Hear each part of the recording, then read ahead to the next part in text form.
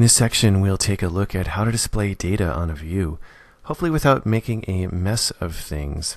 Now, working with data in ASP.NET MVC2 is fairly straightforward once you understand the mechanics involved.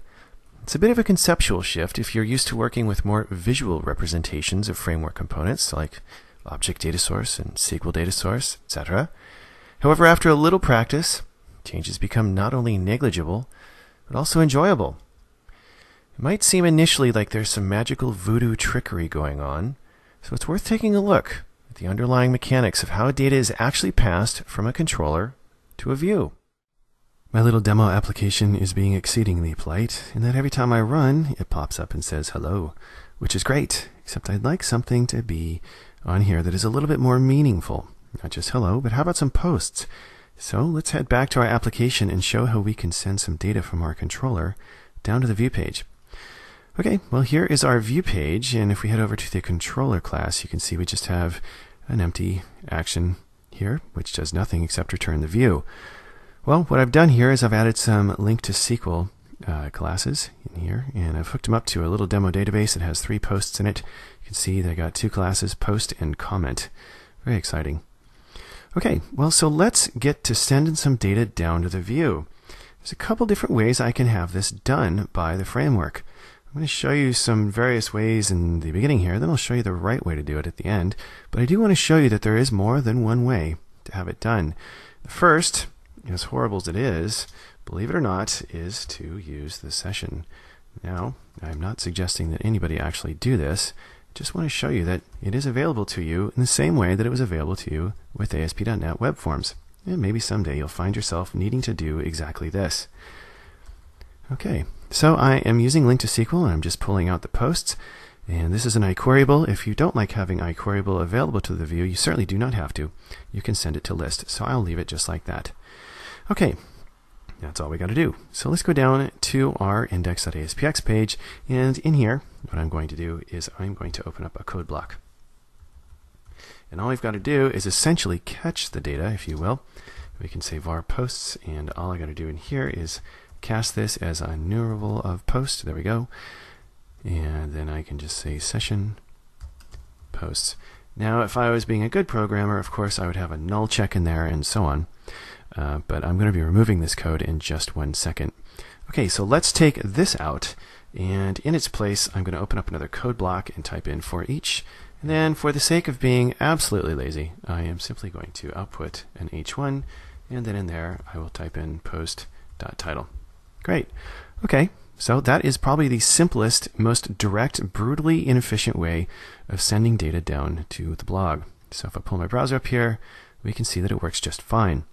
For those of you who are not ASP.NET programmers and you're puzzled by this, wondering why it's inefficient, it's because the session stores data for lots of things, and it stays alive for the entire time that you are on the site, or anyone is on the site. If I keep dumping data in there from all the different and various requests of my application, and multiplied by every single user that's on the site, well, you can see that that's a lot of memory bloat, and you can actually crash your application quite easily. It's just terribly inefficient, and that's not exactly what it's good for. Okay, well, so we don't really want to be using session. All right, but that is one way to send data down to the view, or have it accessible by the view. So instead of doing session, I can use another little thing here from MVC called the view data. View data is a very special container that is based on iDictionary. We're going to talk a lot about it in just a second, but it's available on the controller. During the whole rendering process, it actually gets handed down to the view, and the view has access to all of the things hanging in the current view data. So I can use the view data instead. It stays alive just for this single request, and I will pop it in there. Now I don't have any session bloat, which is exciting. And when I run the application, I can bring this over here, and everything works the same way. Very exciting. Okay, so that is one way to get around this. However, there is something that actually sits right in the middle between session and view data, because sometimes people actually want to have the data hang around for more than one request. It does happen. However, it's not really a good idea to just leave it unchecked. But there is a mechanism in here that you can use that will last for one request plus one. Temp data. You can use temp data. It'll stay alive for a single request, and if you bounce it back or you have a redirect or something where you need to have it stay alive one more time, temp data is for you. It actually uses the session, but it makes sure that whatever is in there dies after an additional request. So just to show you that this works, I'm going to come in here and type in temp data as well. And so we're going to rerun our application. I'm going to pull this over here, and you can see it loads up and it runs just fine. Okay, well, so temp data isn't the thing you want to be using by default. Not at all. In fact, you don't even want to have this code here because this code is kind of cumbersome. And if people out there who are not used to MVC are looking at this saying, ick, this doesn't look very fun to me, I don't want to have this kind of code in my view, you certainly do not have to have it in your view. I'm going to leave my loop there, however, because I like my loop. So it is good to know that not only do you have access to temp data, view data, session, and all that good stuff, but you also are able to work explicitly, or implicitly, excuse me, with the view data in a very typed manner. So what I can do is rather than have all this, I can just send along the data as an argument into the call to the view. There we go. If you remember from our discussion about rendering, this is just a sugary sweet method that allows for the view to be rendered. We'll talk a lot more about that in just a second. Okay, well, I'm sending this down to the view page. How does this help me? Well, the cool thing is that you can work with these view pages in the way I have been working here, which is plain old view pages, or you can actually type them using generics. So if I pull this down right here, you can see that we have added in, or I have added in, excuse me, IEnumerable of post as a type on this view page. See, once you type this, you have access to an additional property that is part of this view page called model. So instead of saying post as if it magically appears from some variable assignment, I can simply type in model. You can see the property there, and you can also see the way that it's typed. IEnumerable of post. It's typed that way because I said it's supposed to be typed that way up here in the page directive. In fact, if you go like that, you can also see all the link extensions hanging off it. Okay, well, that's a lot less code. It feels a lot better, doesn't it? And if I run this, pull this over here, refresh to make sure everything works fine, it certainly does. So that is the way you send data down. But how does it all work? This seems rather magical, doesn't it? Well, for understanding how all this goes together and works, we need to take a little bit of a field trip. So let's go.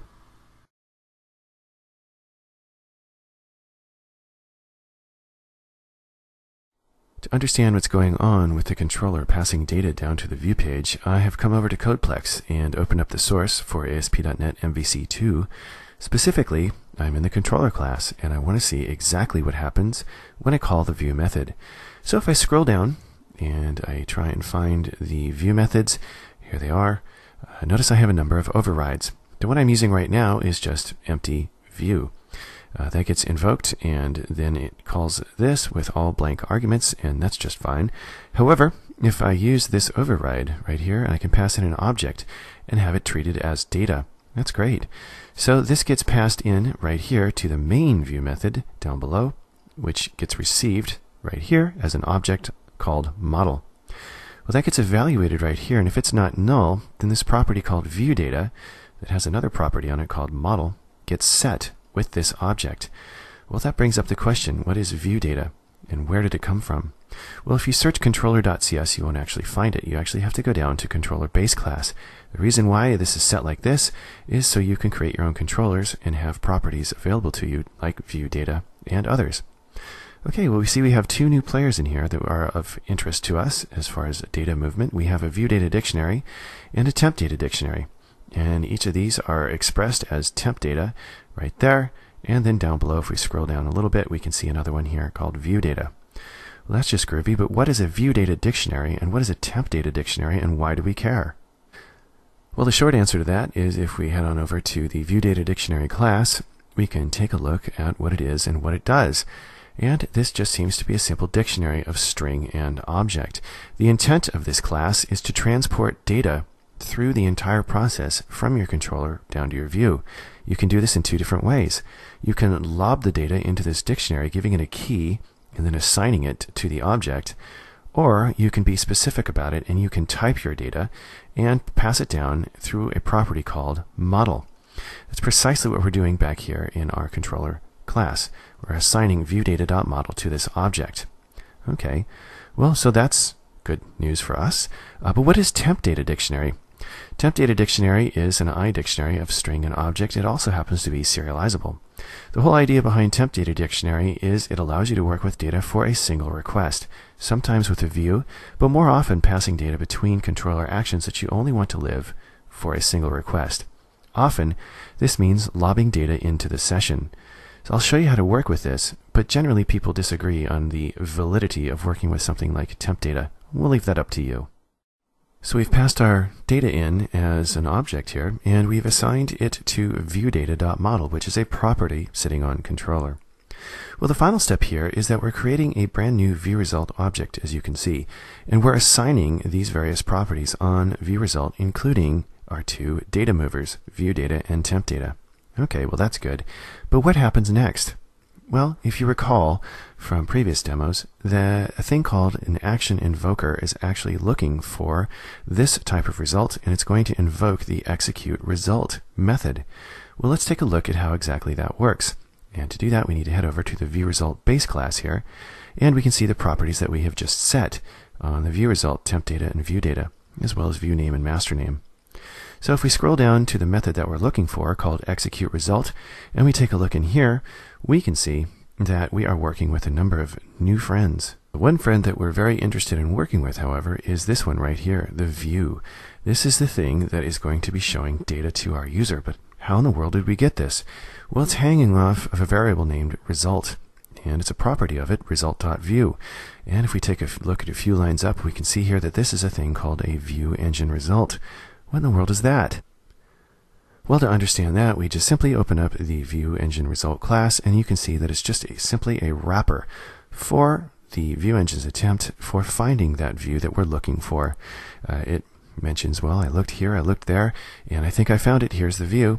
And so when we come back, we now have a view to work with. But what is this view? It looks like a property that's sitting here on the VResult base class.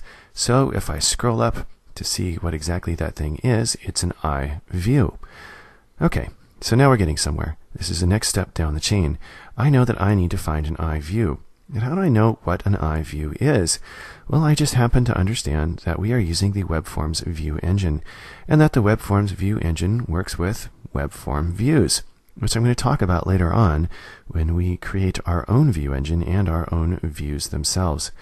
Okay, well, what the heck is that all about? What does that view look like? And what are we doing with it? Well, we set the property here. We know we have an view. Then we create what is known as a view context, which again is just a bunch of data hanging on a single object called a context. And we're passing down view data and temp data, and then we're calling render, passing that view context along. So we need to find a iView class, the WebForm view, and we need to take a look at what that render method is doing. So let's crack open the WebForm view class. And here we are, WebForm view. And inside here, we can actually see the mechanics of how a view is found on disk and rendered. And we can see that that is all being done by a thing called a build manager, which is part of the underpinnings of ASP.NET. This is the thing that will actually find the page on disk and invoke it to the stream. Well, that's all good. We're kind of getting down to the metal now. So to understand what exactly is going on inside the WebForm view, we need to take a look at the render method. This is the thing that is being called once this WebForm view is instantiated. Notice here that we're passing in the view context, and in addition, the text writer is also being passed in, which is the thing that writes to the stream. All right, well, that's great. Well, down here we can see that the view instance is actually being spun up by the build manager, creating an instance from a virtual path. Well, that's pretty easy to understand. That happens back in ASP.NET Web Forms. Okay, so we're getting somewhere now. Then we cast it as a view page. That's great. Well, next up we call a method called renderViewPage, and we pass along the view context. Okay, well now we're getting somewhere, so let's go down to renderViewPage. Here we are. RenderViewPage takes in the view context, which we know right now holds our temp data and our view data. Okay. And everything gets set as needed, including an override for the master location if it's specified. Down here, we can see there's the money. Page.viewData is context.viewData. And then we call renderView on that view page. Okay, well, we're almost done, except I'm not exactly thrilled by ending the chase here just by saying, okay, view page, That's fine. What is a view page? It's not a system.web.page, is it? Now let's go take a look. Well, if you take a look at the source for a view page, we can take a look in here and see that indeed it inherits from system.web.page. In addition, it implements iViewDataContainer, which adds a few classes to enable this to work with view data. Okay, well, we can cruise down here and see that we're actually working on the view page itself. We're familiar with this. We've been writing HTML on top of it using the helpers and other things, and you can see how all of these things are spun up for this page, including this object right here that conveys the model. It's an object, it's a model. There we go, viewData.model.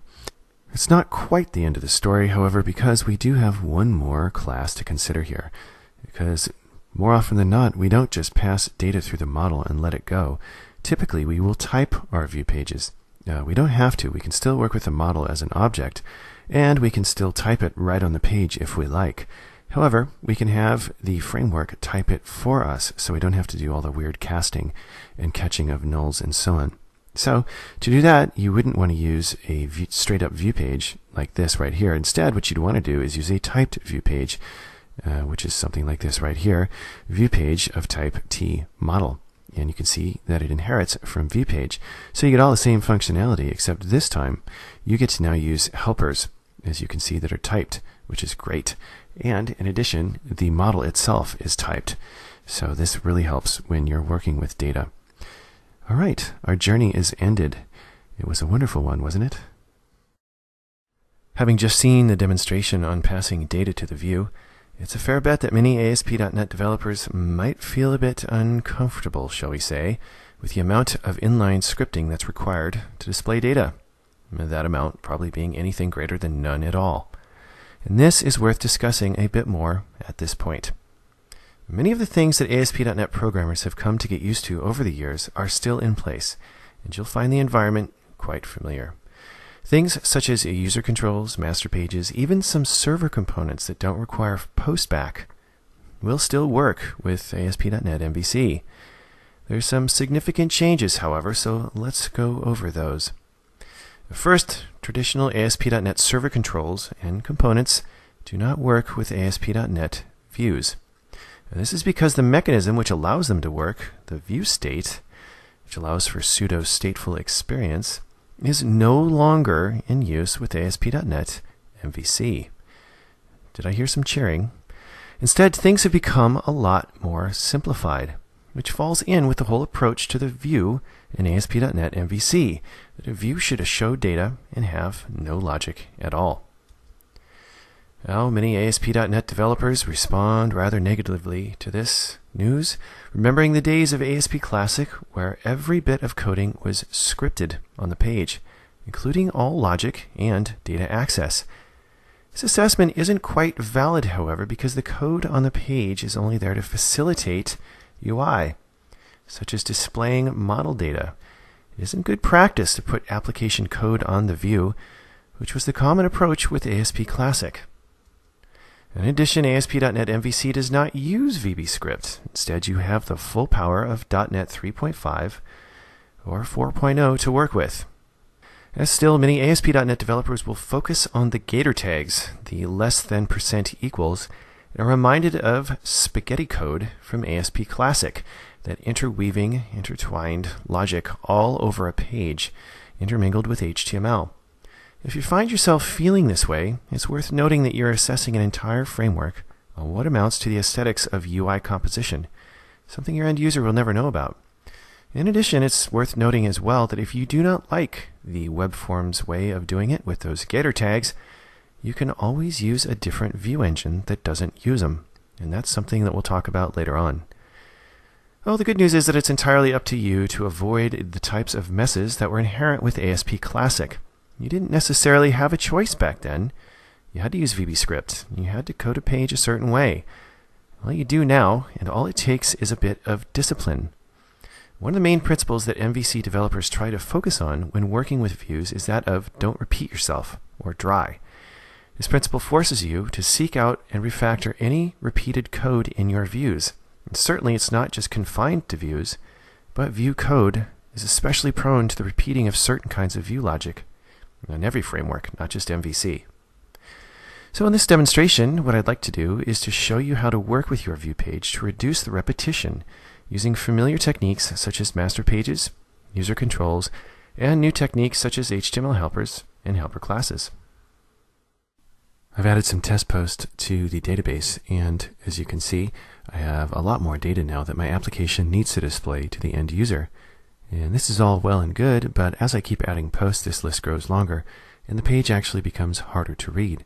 So what I think I'd like to do is to first add some paging to this page so that a user can just page through conveniently and not have to see every single post at once. In addition, I'd like to show a little bit more than just this title right here, so perhaps underneath I'll display a nicely formatted little excerpt from my post. Finally, I'd like to reuse this page for administrators. So instead of having an additional administrative page that once again lists the post, maybe on this page I can have a little conditional check that sees if the user is an administrator, and if they are, send them off to an edit page somewhere. And finally, reading posts like this is fine, but if the whole page is white with repeated titles, it kind of gets ugly. So maybe what I'd like to do is to alternate colors so people can see these alternating rows. Well, as you can imagine, this is going to require a little bit of UI work and a little bit of code on the page. So what I'm going to do is I'm going to start with the absolutely most horribly inefficient way that I could possibly do this. And then I'm going to refactor it just for you. And you can see how you can actually dry up a page using all of the basic core features of ASP.NET MVC. I kind of think this came out pretty good. I think I nailed the requirements, actually, visually speaking. And, well, take a look. I've got the edit and delete tags being displayed. Yes, I'm logged in as an administrator into the system. And the requirement for every other row showing up as a different highlighted color. That's done. And if you come to the bottom, heck, I even got paging. It's exciting. So I click on page 3, and we see page 3 post. Page 4, we see a partial list. Well, this is all good, I think, if you ask me. So, hold on to your seats. I'm going to show you the code. You ready for this? Take a deep breath. Ew. Believe it or not, that's not my controller. This is my view page. And I mentioned to you that, yes, indeedly do, I was going to try and do the worst possible job that I could. And the interesting thing is that many of you out there have probably seen code exactly like this. And if you're looking at this saying, I don't see what's wrong with that, then you need some help. So let's go through this. How exactly did we get here, and how can we clean this up? What is this all doing? Help. Okay, so let's start back here on our controller. And let's show you how we're doing the paging. And for a lot of folks, we're going to talk more about this during model binding and working with the model. A lot of folks don't know that you can actually pass in query string or form post values right in as arguments to action methods, which is pretty cool. So my index is expecting the variable PG to be sent to it from somewhere. This can, as I said, be either a query string, could be form, it could actually be a cookie or session value as well. But it's coming in through the query string, and it needs to be nullable because we need to allow for it not to be there. So you want to make sure you send these things in as nullable. Okay, we're instantiating a new data context here using link to SQL, setting up some variable arguments. We're going to be dealing with indexes as well as page sizes and so on. We do some simple calculations down below, calculate out total records, total pages. We just do a quick count of all posts. That's how we know the total records. Again, do some more math. Now, my page, in order to do correct paging, needs to know a number of things. The current page, what page are we on, right? Total records, all posts that are in the database, and total pages. Here's the page size. I tried to be good. I set it back here on the controller, which is not a good idea, but you know, well, you got to put it somewhere. And yeah, here we are. So we sent down a query using link to SQL's posts. This is an iQueryable. You can use the skip method. And then take. Skip tells it to skip a certain amount of records in the database. Take tells it to take a certain amount following that. So in our case, we're telling it, hey, you know, if we're on page 1, skip 10 records, take 10, because page size is 10. Yeah, simple enough. More code than we need, that's for sure. So let's head back to the index page and see exactly how we're handling all this stuff. Well, let's start with the paging code down below. Then I'll work my way up to the gnarliness above it. Okay, well, so in this pager here, I just have an ID called pager that handles some formatting. I spared you guys doing formatting with code. Ha! But in here, I'm pulling out the view data again, and view data only returns an object, so I have to cast it, as you can see. We covered that, I think, in the previous section. Yeah, so I'm casting this, and then I'm doing some math down below here again on the page. And so, down below that, I'm just asking some questions. Do we have a previous page? If we do, set up a previous link. If not, just make this not work. Then we loop out all the numbers, and we take a look, do a conditional. Hey, if this is the current page, just show the number in bolded ways. If it is, well, you can see what's going on here. I feel like if I explain this, I'm going to get lost. You can see that this is exactly, well, not precisely spaghetti code. The classic definition of spaghetti code has more to do with the flow of the application's procedures, not necessarily code like this. This is actually fairly straightforward if you sit and stare at it for a bit, but it is not optimal. We do not want this stuff in our view. The reason why is there's way too much logic, just way too much logic. We are concerning ourselves, well, with math. As you can see here, we shouldn't have to do math on a view page. That's ridiculous. In addition, I live by a small rule, which is if you see an if, make a helper. And wrote many blog posts on that. And, an if here and there isn't so bad, but ifs tend to multiply like little bunnies. You write one if, you're going to write another. If you start nesting them, you're in trouble. And the reason why you're in trouble is you will have to explain this to somebody like I'm trying to explain it to you. And probably failing. You're probably looking at my code thinking, dude, that is just horrible. Why, for instance, are you doing this instead of using the URL helpers? I'm getting there. Just hold your horses. So I'm doing that. But the rest of the stuff, yeah, even this right here, if user is enroll administrator, that's not a good idea.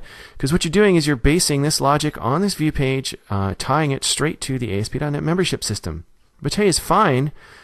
However, when you, want to go and maybe work with something different like OpenID, or perhaps you're going to be working with a super simple thing, you don't need the full-blown administration system, or maybe you want to move the administration system over entirely. You want to get off of forms authentication. Who knows? So you don't want to have this decision made right here. In addition, you can see I'm doing an if-else in terms of what class is output here. That is a little too much on the page. Finally, the flag which determines that is embedded on the page. Yuck. Okay, so I got some work to do. And, well, let's get to it. When your code starts to smell, as they say, when you look at it and you think, oh my goodness, I'm doing too much, or this method is too long, or I really don't like the way this looks or feels, well, the code is what they call smelling. And that really means that it's time to refactor. And when you're thinking about refactoring, especially something like this, where you have a little too much code in your controller, and a lot too much code on your view, as we do here, well, you need to sit back and ask yourself a question. What is it I'm doing? And likely the answer is you're doing way too much in too few places. So if we want to terse this thing up a little bit, and we want to terse up the view, it means we need to have some additional actors in the mix here. So what is it we're doing? What is it we're trying to do? Well, let's take paging, for instance. Notice that I have some paging logic here, and I also have some paging logic, of course, on my page. And some of it's duplicated. I'm trying to figure out how many records I got. I'm doing math. Well, how about we cycle that out into a helper class? So let's do that right now. And I am going to just bring in one of my favorite helpers that I've used many, many times. I've augmented over the years, and it's called the paged list. This is actually a UI list. It is not supposed to be used necessarily in programming. It is a UI helper. So let's bring it in. Here we go. And generally speaking, it's pretty good to have a directory called helpers. That's sort of been the convention. And if you can keep with convention, the developers you're going to be working with later on will really, really like working with you. So here it is, pagelist.cs. And let's take a quick tour through it. Originally, this is an interesting story. Scott Guthrie wrote this and sent it to me in an email and said, hey man, let's try and use this for some of our demos. I think it's pretty cool. And working with Scott Guthrie, that was a hoot. I consider it quite the honor. Anyway, so you can look in here, and really what it does is define a couple properties and methods that allow you to work with paging. That's it. Notice here that it implements list of t, and it also implements this interface. I'm going to show you why there's an interface on this in just a second. But you can see that the page list here is fairly straightforward. All the math is done inside of here. It's encapsulated so that we don't need to think about it. In addition, it understands, I'll collapse this over here, it understands that it's getting an iQueryable source, which is pretty cool. And because of that, it is able to do these calculations and run skip and take, so we need to think about it. I think that's awesome. So I'm going to show you all these properties and methods as we move along here, but what this is going to allow us to do is come back over here to our home controller and run some refactoring. So let's implement that right now. And you'll be happy to know that really it's not a matter of being terribly careful here. We just simply delete all of that math, which is good. We still have to evaluate the incoming bits here because this is a nullable integer, and we kind of want to make sure it's got a value. If it's null, then we got to handle it. Anyway, and plus the page is going to be not an index, it's going to be an actual page value. So a little bit of working with the data coming in, but that's what the controller is supposed to do. Okay, well, what I'm going to do here is just say var list is going to equal a new paged list, and this is going to be a page list of post. And I'm going to pass in our source, which is db.post. All of it. It's iQueryable. Page list handles the rest. In terms of our index, well, that's the variable we just figured, page index. And then finally, the page size, we have a constant up there that defines that. And there we are. That's it. And now we return this back down to our view. We have no more logic. It's all encapsulated. Wow, that's nice and clean, isn't it? That makes me feel better. Okay, well, how does this help us now on our view page? Let's take a look. We'll come back over here, and what we can do is first come over here and remove that, and instead pop in page list of posts. Groovy. Right. Well, man, we're getting somewhere now. This is good. So I'm going to come down here, and this is going to be super nice to be able to delete all of this math right here. We don't want math on our view page. All right. Well, you can see we got a few red lines. Now let's go ahead and fix those. And this is going to be nice. So what I can do is just say model dot previous page. Notice how I have IntelliSense now. It has previous page, which is great because we, again, are working with a typed page. We don't need to guess or cast view data and all that stuff. So I can say model dot total pages, and let's see, if I is equal to, there we go. How about this? We can even do this. If model dot is current page, and let it decide I, there we go. And then down here we'll say model dot total pages, there we go. And we can say model dot has next page.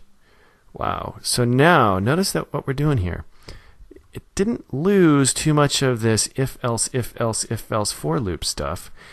But what it did do is it left decision making up to something else, something that we can reuse anywhere, which is pretty cool. We can actually reuse this on Silverlight if we ever wanted to.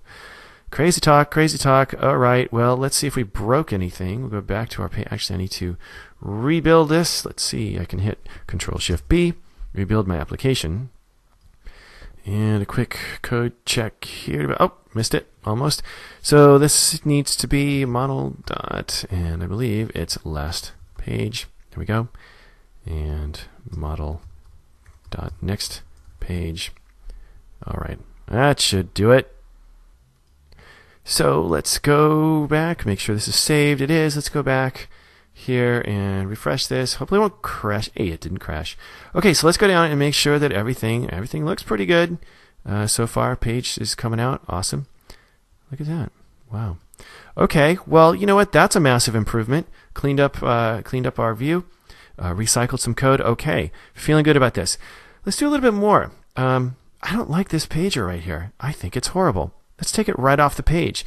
This is one of the coolest things that we can do because we should be able to reuse this. In fact, if you look at what goes into this UI, the model is just a paged list, right? So we can actually pop this into a shared element. Let's do that. So I'm going to come in here, and in shared, I'm going to add a view. Let's see, we're going to make sure that it is a partial view. There we go. And I'm just going to call this pager by paged list. This is why we created an interface. And it's nice because we don't necessarily have to give it a type of anything. All those methods and properties are available on iPageList. Hurrah! So now I can add it. There is our pager. So now let's go back to the index page, and we will now clean this up. Actually, let's include those div tags, shall we? Okay. And we'll go back over to our pager. Where is it? Pager. There we go. And I'm going to just drop this in. Goodness. Okay, so let's head back over to index.aspx. How do we now display user controls using ASP.NET MVC?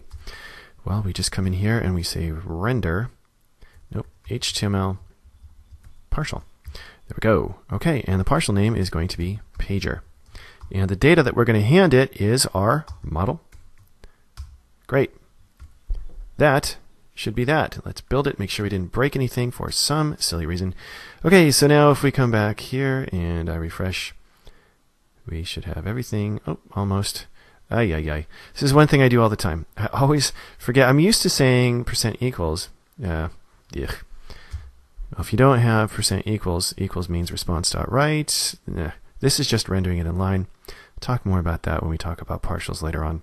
But I always get that thing wrong. Okay, so let's refresh. Hey, look at that. Well, now, man, we're really on a tear. We're cleaning things up.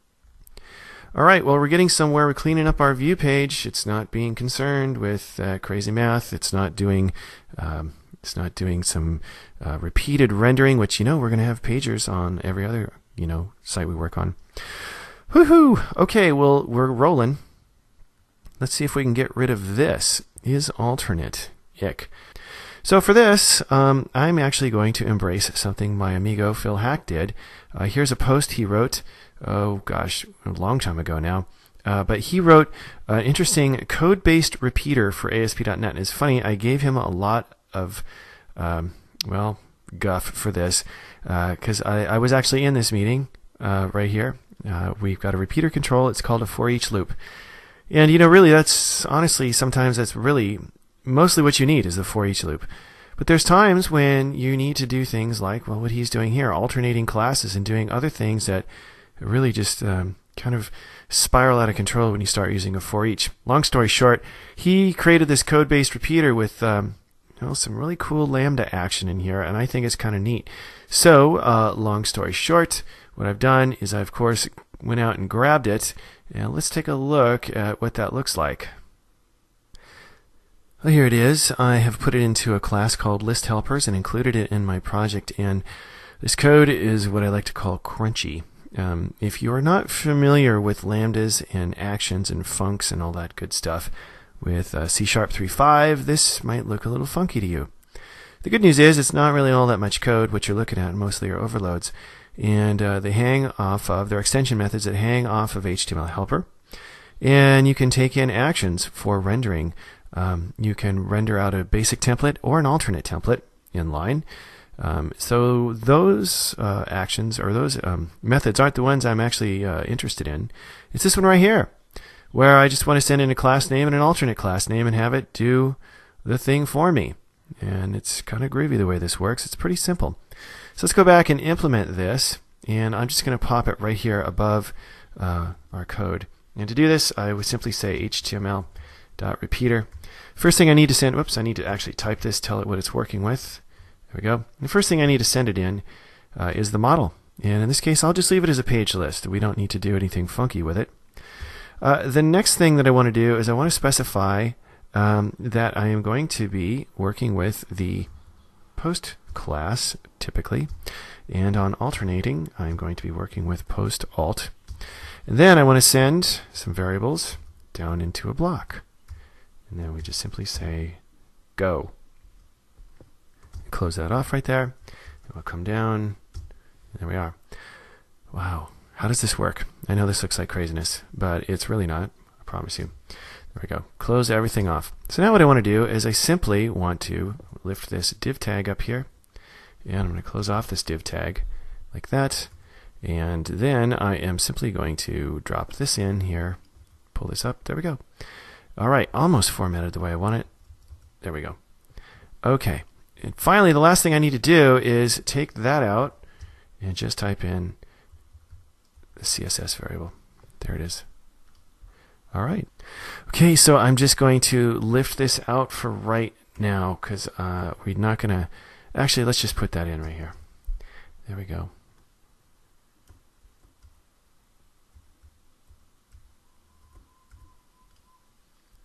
Then we just got to lift in the administrator links right there. And I'm going to drop these down where they used to be. I believe it was right there. Yeah, we'll just leave it just like that. So this is still going to work with post. We lost a lot of code there. It feels better. Hey, look at that. That works perfectly. All right. Well, it makes me feel a lot better. Okay, well, getting there. And, now what? Well, if we step back and we take a look at this again, we have embedded logic here. I want to get rid of that. So first, let's just get rid of the logic.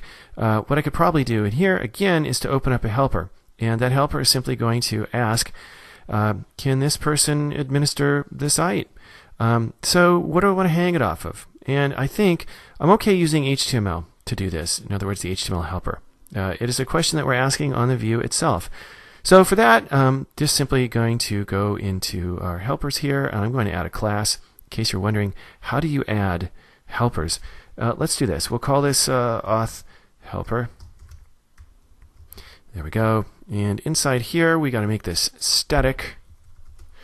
And I'm going to remove the namespace for now and leave it there because I like to reuse this stuff. All right, and then what I need to do is say public static bool is user admin, and then that's it.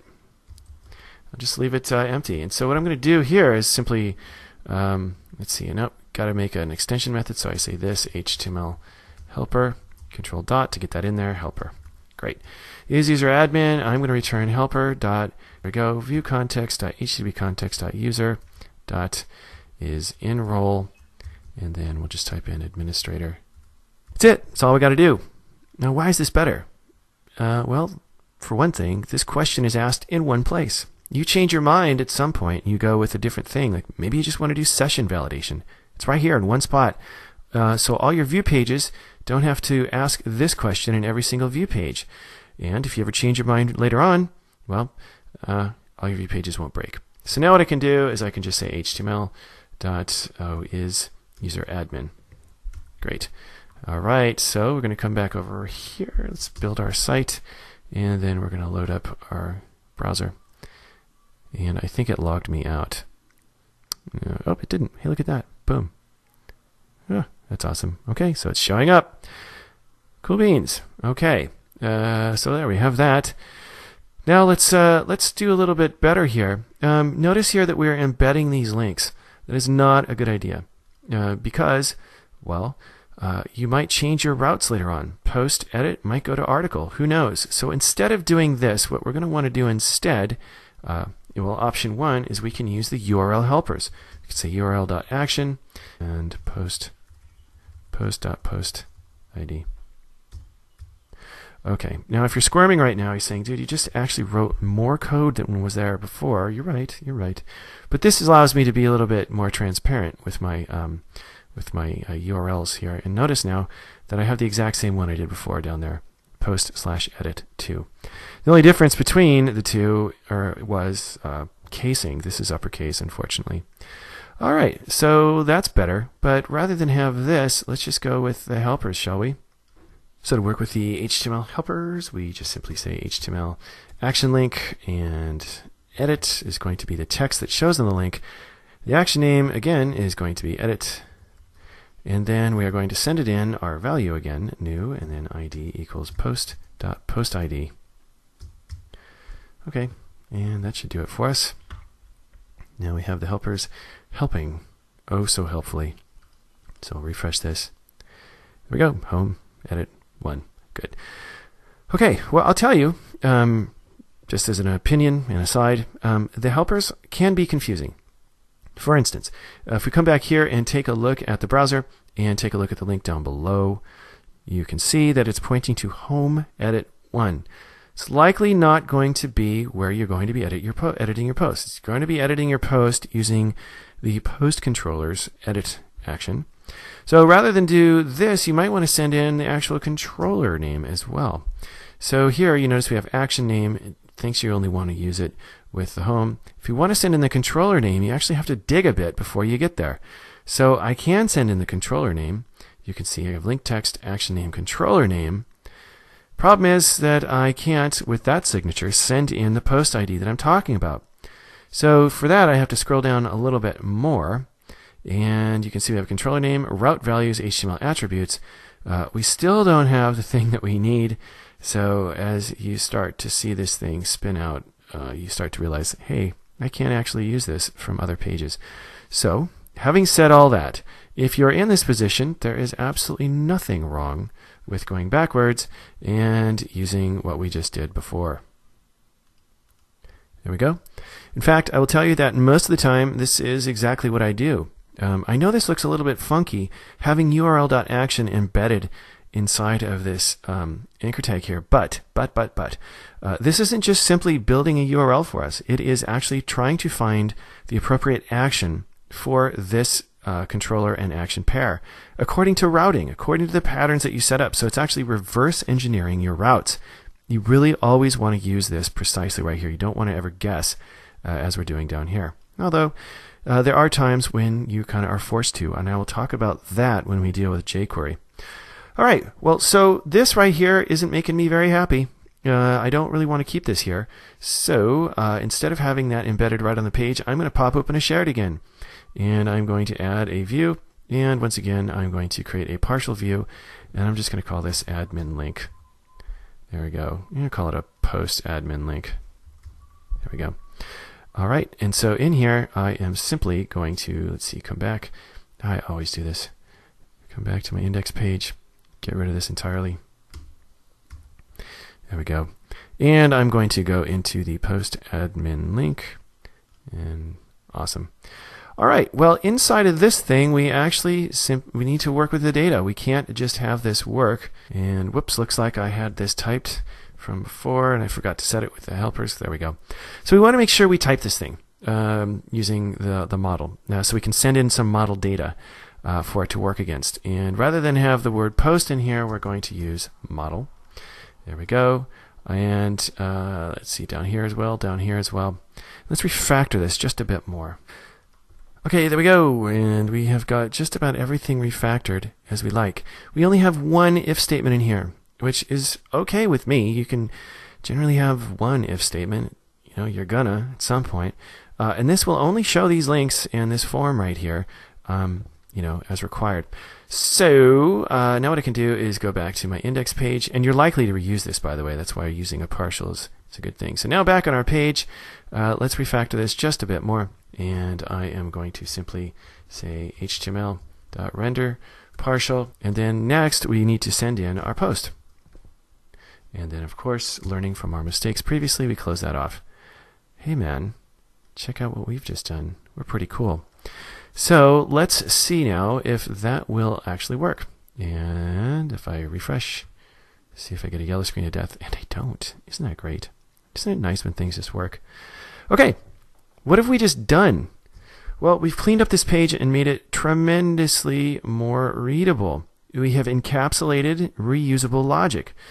Specifically, we have encapsulated the admin links for a post, edit, delete, whatever. We've also encapsulated pager functionality, which is rad.